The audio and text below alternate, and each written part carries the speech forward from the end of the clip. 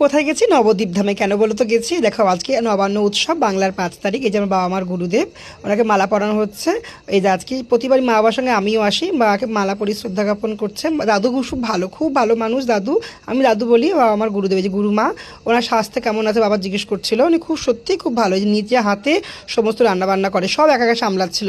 এটা ভোগের রান্না। এই যে দাদু গোসাই, বাবা মা দাদু গোসাই, ওনারা এখানে দেহ রেখেছে, তাই এখানেই পুজো পাঠ হয়। এখানেও কত সুন্দর লাগছে দেখো। মা এখানে বালতি গিফট করেছে, প্রতি বছর ভগবান সেবার জন্য আশ্রমে দান করেছে। মা প্রতি বছর কিছু না কিছু দেয়, এবারে বালতি গিফট করেছে। মাকে সুন্দর করে এখানে তিলক সেবা করানো হচ্ছিল, তিলক পরানো হচ্ছিল, মা একটু তিলক পরে নিচ্ছিল। মা তো বৈষ্ণব মানুষ, সবাই জানো। এই দেখো এখানে পাঠ চলছিল, এখানে সবাই আস্তে আস্তে আস্তে পাঠ শুনবে। তখন 10টা বাজে, আস্তে আস্তে সবাই লোক হচ্ছিল সুন্দর করে, মাও সব পাঠ শুনছে, আমি একটু ভিডিও করছি। প্রতিবারই আমিও আসি মায়ের সঙ্গে। এত লোক সমাগম হয়ে গেছে দেখো, 3,500 থেকে 4,000 লোক আজকে প্রসাদ পেয়েছে। লীলা কীর্তন হচ্ছিল, কত মানুষের সমাগম দেখো। আর এই দেখো এখানে রান্নাবান্না চলছিল, সবাই গুরু ভাইরা মিলে রান্নাবান্না করছে। আজকে অনেক কিছু আইটেম ছিল।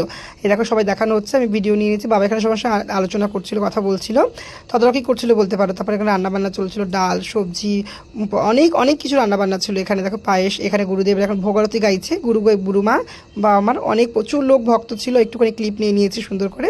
তারপর সবাই জয়ধ্বনি করছে, জয় শ্রী রাধে শ্যাম বলে সবাই আরও সুন্দর করে গান করছে, কীর্তন করছে। খুব আনন্দ হয়েছে, খুব মজা হয়েছে আজকে। তারপর এই যে দেখানো হচ্ছে ভোগ লেগেছে, রাধাকৃষ্ণের ভোগ লেগেছে সুন্দর করে।